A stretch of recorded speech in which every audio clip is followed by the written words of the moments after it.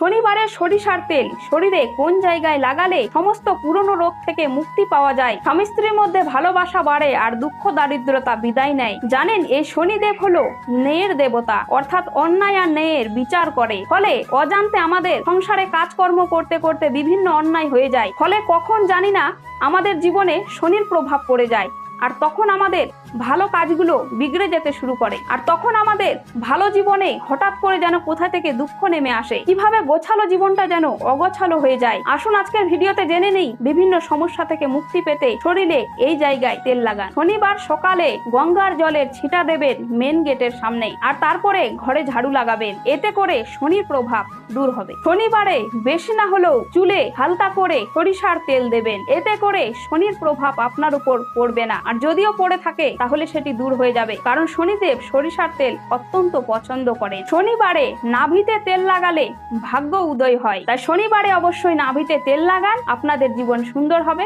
অবশ্যই নিয়ম কানুন মেনে চলুন আর ভিডিওটি শেয়ার করুন যারা এই বিষয়ে জানে না। ধন্যবাদ।